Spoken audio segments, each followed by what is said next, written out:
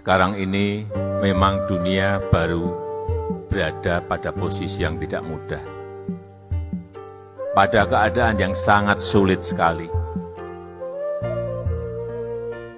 Saya bertemu dengan Sekretaris Jenderal PBB Antonio Guterres, bertemu dengan lembaga-lembaga internasional, langsung bos-bosnya, bertemu dengan Kepala Negara G7 baru saja.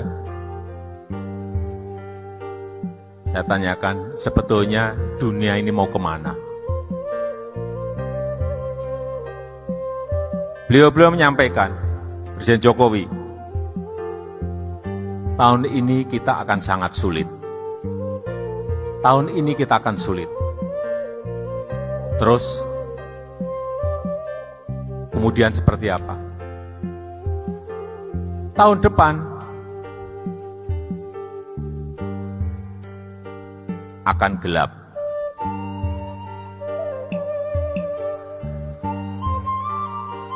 Ini bukan Indonesia, ini dunia. Hati-hati, jangan bukan Indonesia yang saya bicarakan tadi, dunia.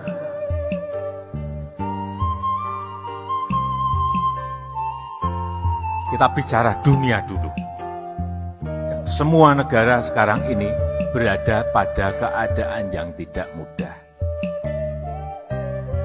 Dari Sekjen, PBB menyampaikan,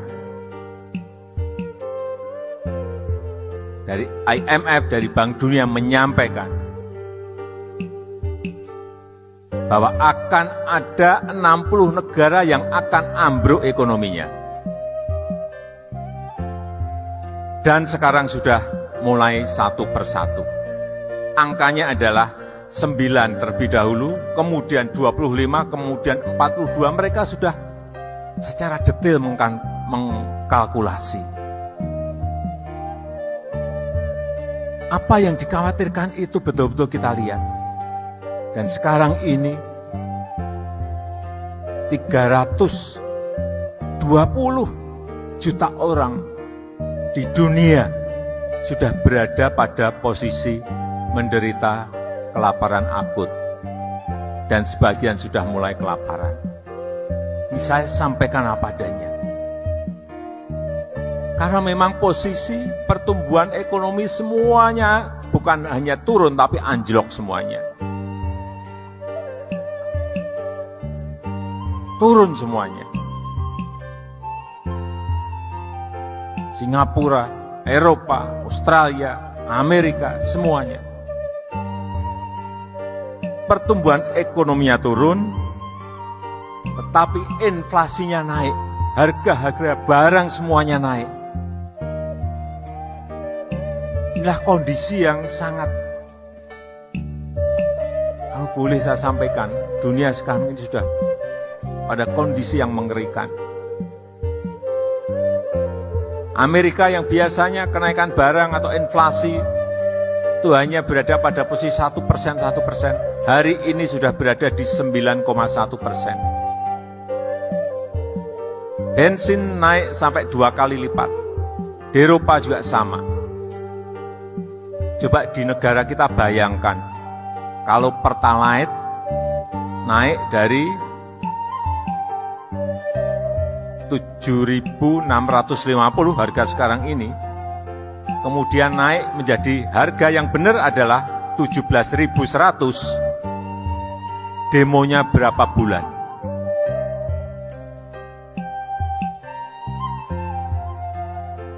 Naik 10% saja demonya, saya ingat naik 10% saja demonya dulu 3 bulan. Kalau naik sampai 100% lebih, demonya akan berapa bulan? Inilah sekarang yang dikendalikan oleh pemerintah. Dengan apa? Dengan subsidi. Karena begitu harga bensin naik, harga barang otomatis langsung melompat bersama-sama. Oleh sebab itu, pemerintah mengeluarkan anggaran subsidi yang tidak kecil, 500 2 triliun rupiah.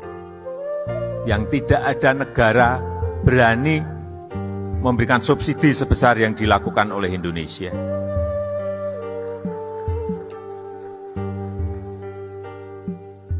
Saya ingin bergeser ke apa yang sudah kita lakukan dalam rangka bersaing dengan negara-negara lain.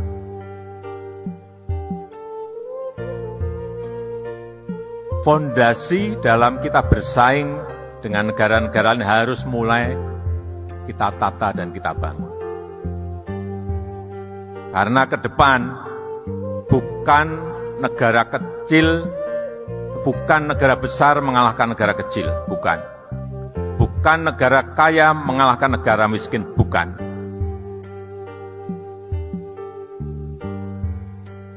Pertarungannya adalah, kompetisinya adalah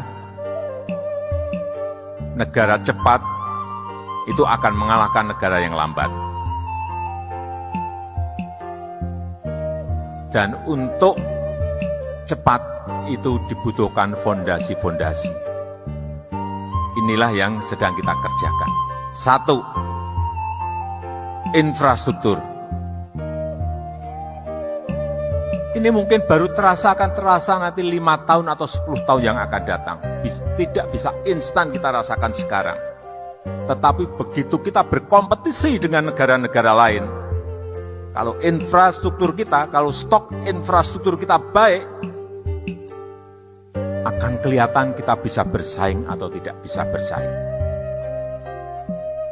Dalam 7 tahun ini telah tambah 2.042 km jalan tol, 5.500 jalan non-tol, bandara baru 16, pelabuhan baru 18, bendungan baru 38, irigasi 1,1 juta hektar. Inilah fondasi kita untuk nanti berkompetisi dengan negara-negara lain. Mungkin tidak bisa kita rasakan instan sekarang. Dan nanti efeknya akan ke APBN.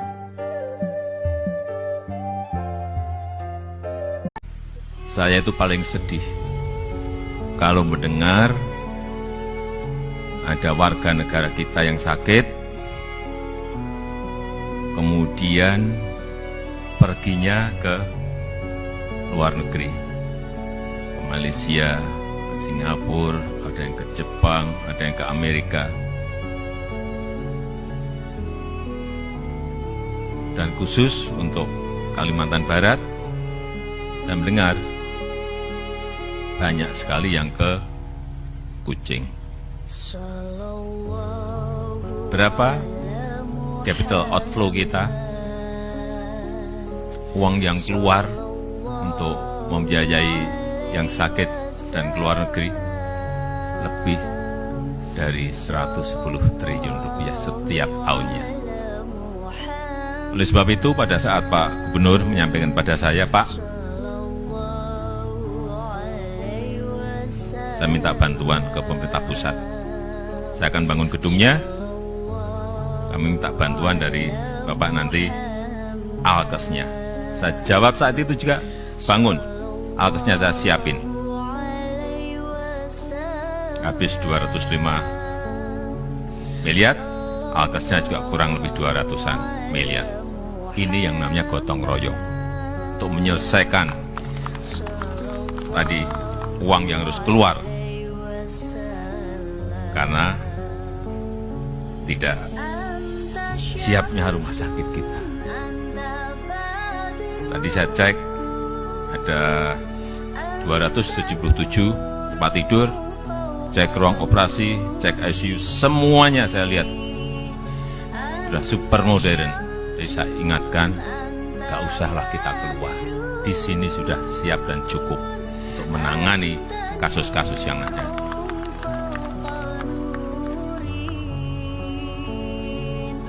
Kita banyak sekali belajar dari pandemi 2,5 tahun ini.